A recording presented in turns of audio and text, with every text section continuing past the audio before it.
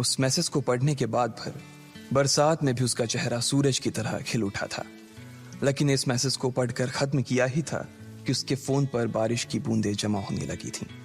Lucky ने थोड़ी देर की खुशी मनाने के बाद याद किया कि वो सच में गरीब नहीं था।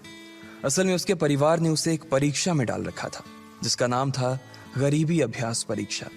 इस परीक्षा के तहत लकी को अग्रवाल खानदान में उसके नाम की जमीन और जायदाद पर तभी हक मिलने वाला था जब वो इस परीक्षा को पास कर लेता।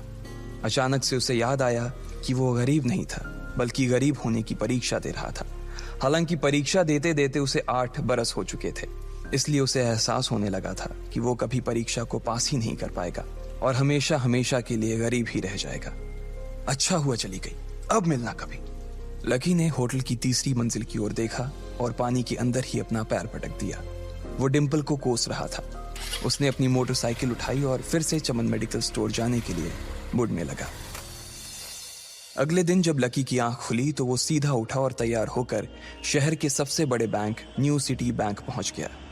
न्यू सिटी बैंक न सिर्फ शहर का सबसे बड़ा बैंक था बल्कि वो सबसे अमीर बैंक भी था। वहां पर शहर के सबसे अमीर लोगों के ही पैसे जमा किए जाते थे। लकी वहां पैसे को निकलवाने के लिए जा रहा था। New city bank south Delhi में बसा हुआ था और उसके दरवाजे के बाहर महंगी से महंगी गाड़ी खड़ी थी। भाई अब इसमें से कौन सी नई गाड़ी लेगा, लकी ने मन ही मन सोचा। उसे यकीन नहीं हो रहा था कि कल तक तो वो एक मोटरसाइकिल तक नहीं खरीद पा रहा था और आज वो एक कार, और वो भी इतनी महंगी कार खरीदने की सोच रहा था। फिर उसने अपनी नजर गाड़ी पर से हटाई और बैंक के अंदर जाने लगा। उसने देखा कि बाहर बहुत भीड़ थी और महंगे से महंगे कपड़े पहने लोग बैंक के अंदर जा रहे थे। कहाँ दवाओं की बदबू और कहाँ ये खुशबू। उसने एक बहुत ही गहरी सांस के अंदर ज्यादा से ज्यादा खुशबू को समेटने की कोशिश करते हुए अपने मन में सोचा, लेकिन अगले ही पल उसके मन में संकोच पैदा हो गया था। रातों रात लकी की किस्मत तो बदल गई थी, लेकिन उसके कपड़े नहीं बदल पाए थे। इतने बड़े बैंक में वो वही कपड़े पहनकर आ गया था जो वो अक्सर अपने काम पर पहनकर जाता था। पैसे लेते ही ना सबसे पहले नए कपड़े खरीदने हैं, लकी ने अपने आप से कहा और फिर बैंक के अंदर दाखिल होने लगा। जैसे ही उसने दरवाजे को धक्का दिया उसे आवाज आई, आउच! लकी थोड़ा सा हड़बड़ी में दिखाई दे रहा था और इस जल्दबाजी के चक्कर में वो एक लंबे बाल वाली लड़की से जा टकराया था जो कि उसके बगल में ही चल रही थी। माफ करना, मैं आपको देख नहीं पाया, सॉरी। लकी ने तुरंत उससे हाथ जोड़कर माफी मांगते हुए कहा। उस लड़की ने इतने अच्छे कपड़े पहन रखे थे कि उसे देखकर ही लग रहा था कि वो किसी अमीर घराने की लड़की थी, इसलिए सॉरी बोलते वक्त ना चाहते हुए भी लकी के हाथ उसके सामने जुड़ गए थे।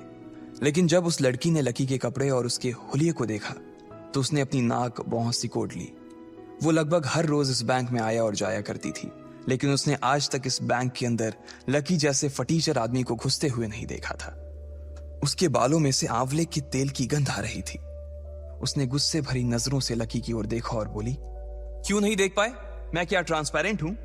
तुम्हें इतनी बड़ी लड़की दिखाई नहीं देती?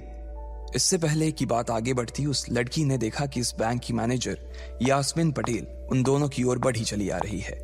उसने भी लकी को देखकर वैसी ही शक्ल बनाई थी जैसी शक्ल उस लंबी लड़की ने बनाई थी। I am so sorry miss, आपको कहीं लगी तो नहीं? यास्मीन ने उस लड़की से पूछा और फिर घिन्न भरी नजरों से लकी की ओर देखने लगी। लकी तमतमाती आंखों से उन दोनों को देखा जा रहा था। वो जानता था कि उसने इतनी जोर से भी दरवाजा नहीं खोला कि उसे चोट लग जाए, लेकिन असल में उसे यह मालूम नहीं था कि वो लोग उसे नहीं बल्कि उसके कपड़े को देख रहे थे। यास्मीन ने लकी को ऊपर से नीचे तक देखा और ना जाने उसके मन में क्यों शक पैदा हो गया। क्या आप मुझे बता सकते हैं कि आप यहाँ पर किस काम से आए हैं? यास्मीन ने बड़ी मुश्किल से अपने चेहरे पर एक मुस्कान लाते हुए कहा। वो उसका हुलिया देखकर ही समझ गई थी कि वो यहाँ का कस्टमर तो नहीं था। लकी ने अपने आप को संभाला और कहा, हाँ वो मैं अपना पैसा निकलवाने के लिए आया था। पैसे निकलवाने के लिए आए हो? यास्मीन ने लकी की बात को ही दोहराते हुए कहा। वैसे तो वो लकी की बात पर जोर से हंसना चाहती थी, लेकिन उसने अपने आप को थोड़ा सा काबू में कर लिया था। लकी की बात सुनकर उसे लग रहा था कि वो कोई पागल था जो यहाँ जबरदस्ती घुसा चला आ रहा था। हाँ तो क्या आपके पास कार्ड है? यास्मीन ने उससे आगे पूछा। न्यू सिटी बैंक का कार्ड हासिल करना एक बहुत ही मुश्किल भरा काम था। अगर किसी को भी उस बैंक का कार्ड लेना था तो सबसे पहले उस आदमी को अपने खाते में कम से कम 5 लाख रुपए जमा करवा कर रखने पड़ते थे, तब जाकर उसे कहीं कार्ड मिलता था। लेकिन लकी तो पहली बार ही यहाँ आ रहा था, इसलिए उसके पास कार्ड होने की कोई संभावना ही नहीं थी। लकी जब यास्मीन के सवाल का जवाब नहीं दे पाया तो यास्मीन ने फिर उससे पूछा, मैं पूछ रही हूं कि आपके पास कार्ड है? वो समझ गई थी कि लकी पागल ही था जो कहीं से भागकर सीधा उनके बैंक में आ गया था। कार्ड नहीं मेरे पास। लकी ने उसके सवाल का जवाब दिया और वो फिर इधर उधर देखने लगा। जैसे ही उस लंबे बालों वाली लड़की ने लकी का जवाब सुना तो वो खिलखिलाकर हंस पड़ी। यास्मीन को तो सिर्फ लग रहा था कि वो पागल है, लेकिन वो लड़की तो अपने मन में मान चुकी थी कि यह लड़का कोई पागल ही है जो कहीं झोपड़ पट्टी से यहाँ आ गया है। इससे पहले कि आगे कोई कुछ कह पाता, उस लंबे बालों वाली लड़की के पिता वहां आ गए और बोले, चलो बेटी। उनके हाथों में कुछ कागजात थे। लकी ने देखा कि उन्होंने महंगा सा सूट पहन रखा था। उस लड़की ने यास्मीन के दोनों हाथों को पकड़ा और बोली, यास्मीन देखो, अगर इस तरह के सड़क छाप लोग तुम्हारे बैंक में ऐसे ही घुसते चले आए ना और बाकी कस्टमर्स को परेशान करने लगे तो तुम्हारे बैंक की इमेज और उसके शेयर्स दोनों को काफी नुकसान होगा। एक मैनेजर होने के नाते तुम्हें इन सब चीजों का ध्यान रखना चाहिए। मुझे उम्मीद है कि आगे मेरे साथ ऐसा कुछ नहीं होगा। उस लड़की ने कहा और अपने पिता के साथ बैंक के बाहर चली गई। अपना ध्यान रखना कोयल मैडम, मैनेजर ने उसकी गाड़ी तक छोड़ने के लिए आते हुए कहा। आज तो वो बाल बाल बच गई थी। कोयल और उसके पिता इस बैंक के सबसे पुराने और सबसे वफादार कस्टमर्स थे। अगर आज यास्मीन उन्हें नाराज कर देती और वो उसके बैंक से अपना खाता बंद करवा देते तो शायद यास्मीन की नौकरी तक जा सकती थी। और यह सब हो रहा था उस पागल लकी की वजह से। इसे जल्द से जल्द यहां से भगाना पड़ेगा, यास्मीन ने अपने आप से कहा और फिर बैंक के अंदर आने लगी। यास्मीन उसे अपने बैंक से बाहर निकालने के तरीके के बारे में सोच रही थी, मगर जैसे ही वो बैंक में दाखिल हुई उसने देखा कि लकी वहां था ही नहीं। अरे अब ये कहां चला गया? उसने अपने आप से पूछा। वो इधर उधर देखने लगी, लेकिन लकी वहां भी नहीं था। यास्मीन को अच्छे से पता था कि वो उसके सामने तो बाहर नहीं निकला था। इसका मतलब था कि वो बैंक के अंदर ही था, लेकिन यास्मीन उसे ढूंढ नहीं पा रही थी। कुछ देर तक बैंक के सारे कोनों को देख लेने के बाद यास्मीन को लगा कि शायद लकी यहाँ बहुत ही असहज महसूस कर रहा होगा, और जब वो कोयल को दरवाजे पर छोड़ने के लिए आई तब उसके पीछे पीछे वो भी निकल गया होगा। चलो जान बची, यास्मीन ने अपने आप से कहा और अपने केबिन में आकर बैठ गई। जैसे ही उसने आज के दिन की पहली फाइल उठाई थी उसे किसी एक की झलक दिखी। ये कोई और नहीं बल्कि लकी ही था। अरे ये कहां छिपा हुआ था? यास्मीन ने अपने आप से ही कहा और तुरंत फाइल को टेबल पर रखकर वो ऑफिस के बाहर आ गई। उसने देखा कि लकी बैंक के वीआईपी लॉन्ज के बाहर खड़ा था और उसके खंबे की आड़ की वजह से वो यास्मीन की नजर से बाहर हो गया था। अब यास्मीन को तो वो मिल गया था, लेकिन उसके लिए उससे भी बड़ी एक और मुसीबत खड़ी हो गई थी। लकी जिस कमरे के बाहर अभी खड़ा था उस कमरे के अंदर शहर के सभी रईस लोगों का उठना बैठना था। बैंक के सिलसिले में या फिर किसी दूसरे काम के सिलसिले में वो सभी लोग यहीं आकर बात किया करते थे। उस कमरे के अंदर जो लोग बैठे थे उन सबके करोड़ों रुपए इस बैंक के खाते में जमा थे। अब अगर ऐसे में लकी वहां घुस जाता तो सब लोग मिलकर यास्मीन की गर्दन पर चढ़ जाते।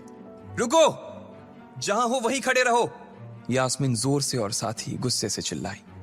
बाकी के लोग जो वहां खड़े थे वो यास्मीन की ये चीख सुनकर डर गए थे। कुछ लोगों को उसकी इतनी जोर से आवाज करने की वजह से गुस्सा भी आ गया था और यास्मीन सबसे मुस्कुराते हुए माफी मांगकर आगे बढ़ती जा रही थी। वो लकी को किसी भी तरह से उस कमरे में जाने से रोकना चाहती थी, लेकिन उससे पहले ही वो उस कमरे के अंदर दाखिल हो चुका था। अरे यार, ये आदमी है या गधा? यास्मीन ने अपना ही सिर पीटते हुए कहा और वो भी उस कमरे के दरवाजे की ओर बढ़ने लगी। उसने उस कमरे का दरवाजा खोलने की कोशिश की, लेकिन वो अंदर से लॉक हो गया था। बाप रे, ये कैसा आदमी है? बिना परमिशन के अंदर घुसा तो घुसा, लेकिन दरवाजा भी अंदर से बंद कर लिया।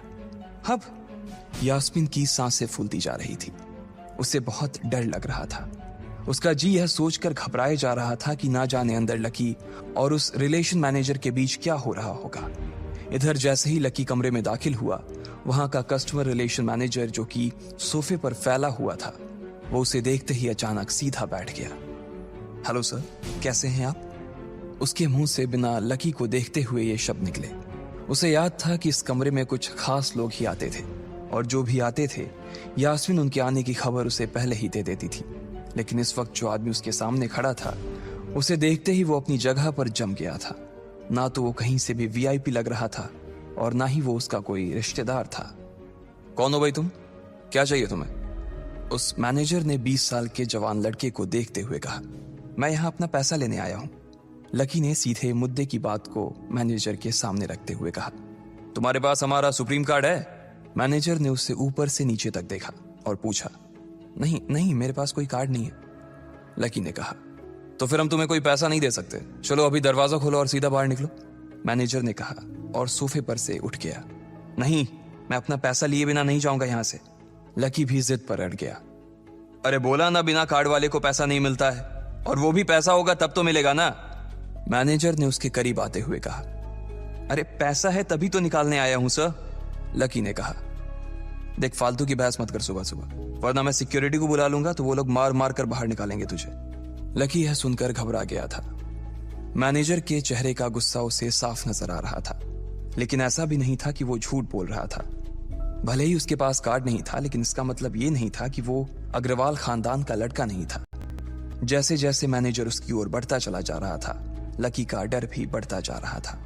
मैनेजर को लग रहा था कि वो कोई संकी था और वो उसे धक्का मारकर बाहर निकालने के लिए आगे बढ़ ही रहा था कि अचानक घबराए हुए लकी के दिमाग में एक आइडिया आया। फिंगरप्रिंट! उसने अपना अंगूठा कमरे में मौजूद उस मैनेजर के सामने उठाते हुए कहा। फिंगरप्रिंट? कौन सा फिंगरप्रिंट? मैनेजर ने चौंकते हुए पूछा। अरे अरे, आपने कहा ना कि आपको कार्ड चाहिए, पर मेरे पास कार्ड नहीं है, फिंगरप्रिंट है, और मुझे मालूम है कि आपके यहाँ फिंगरप्रिंट से भी पैसे निकलते हैं।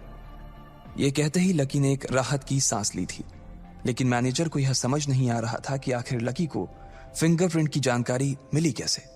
तुम फिंगरप्रिंट यूज करना चाहते हो? मैनेजर ने लकी को घूरते हुए पूछा। लकी की शक्ल और उसका हुलिया मैनेजर के लिए उसकी बातों से मेल नहीं खा रहा था। हाँ, मैं फिंगरप्रिंट यूज करना चाहता हूं सर, लकी ने सीना चौड़ा करते हुए कहा। उसे इस तरह देख तो मैनेजर और भी कंफ्यूज हो गया था। मैनेजर ने सोचा कि उसे एक चांस देना चाहिए, इसलिए उसने लकी को फिंगरप्रिंट इस्तेमाल करने की इजाजत दे दी थी। वो अपनी टेबल के पास गया और उसके दराज में फिंगरप्रिंट वाली मशीन ढूंढने लगा।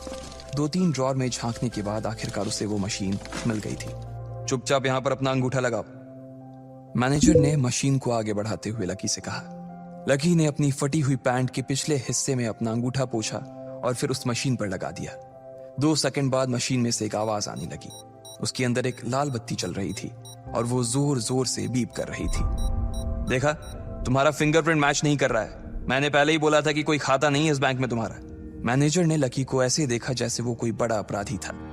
मैनेजर उसकी पैंट की ओर देखने लगा। उसे लग रहा था कि लकी ने अपनी जेब में कोई हथियार छुपा रखा था और वो मैनेजर को बेवकूफ बना रहा था। इससे पहले कि लकी अपनी जेब से कोई बंदूक या बम निकालता, मैनेजर ने अपना फोन निकाला और पुलिस का नंबर लगाने लगा।